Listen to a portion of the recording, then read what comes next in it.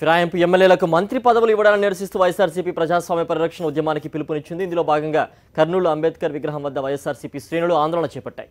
చంద్రబాబుకు దమ్ముంటే ఫిరాయింపుదారులతో రాజీనామాలు చేయించి మళ్లీ ఎన్నికల్లో పోటీ చేయాలని డిమాండ్ చేశాయి. మరింత సమాచారం మా కర్నూలు ప్రతినిధి లోకేష్ అందిస్తారు.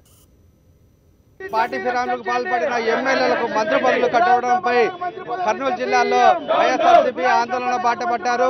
కర్నూలులోని అంబేద్కర్ విగ్రహం వద్ద జిల్లా నాయకులు, కర్నూలు ఎంపీ పుట్టరేంగా కూడా ఈ నిరసనలో పాల్గొన్నారు. మీరు చెప్పండి, ఇప్పుడు చూస్తున్న పరిస్థితులను బట్టి ఏమని అర్థం చేసుకోవచ్చు? ఇది నిజంగా రాజ్యాంగానికి విరుద్ధంగా జరుగుతున్న కార్యక్రమాలు. మనం ఒక రాంగ్ ప్రెసిడెంట్ని సెట్ చేస్తున్నాము, పబ్లిక్లో యూత్కి ఒక రాంగ్ మెసేజ్ని పంపిస్తున్నాము. ఇది చాలా తప్పు. దీన్ని తప్పకుండా వ్యతిరేకించాలి. పార్టీలు మారడం ఒక తప్పు, ఓకే, అది ఎటువంటి కారణాల వల్ల అయినా కూడా ఇప్పుడు దాకా జరుగుతున్న పరిణామాలని ప్రజలందరూ గమనిస్తున్నారు. కానీ ఈరోజు వాళ్ళందరికీ కూడా మంత్రి పదవులు ఇచ్చి మన ఒక రాజ్యాంగంలోనే ప్రభుత్వ పరంగా ఒక రాజ్యాంగ విరుద్ధంగా కొన్ని కార్యక్రమాలు చేయడం ఇది నిజంగా చాలా బాధాకరం. కేబినెట్ లో చూసుకుంటే వైఎస్ఆర్సీపీకి చెందిన వాళ్ళు 4 ఈ కేబినెట్ లో ఉన్నారు.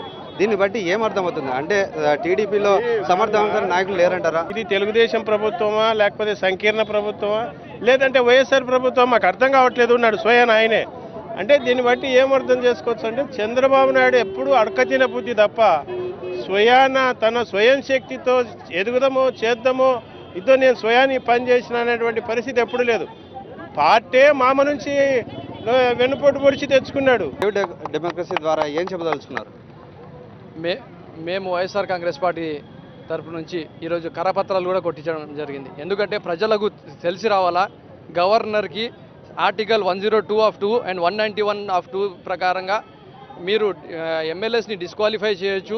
మీరు ఎవరైతే ఎమ్మెల్యేలు వేరే పార్టీ జెండాతో గెలిచి వచ్చినారో వాళ్ళను మినిస్టర్లు క్యాబినెట్లో తీసుకోకూడదు అని చెప్పి మీకు చెప్పే ఆ హక్కు ఉంది. అయినా మీరు ప్రజాస్వామ్యానికి కూని చేస్తున్న చంద్రబాబు నాయుడుతో కలిసిపోయారని చెప్పి ఈరోజు చాలా బాధాకరము. మంత్రులను ఇమీడియట్ గా తమ పోరాటం కొనసాగుతుందని చెప్పేసి వైఎస్ఆర్సీపీ నాయకులు హెచ్చరిస్తున్నారు. కెమెరామెన్ శేఖర్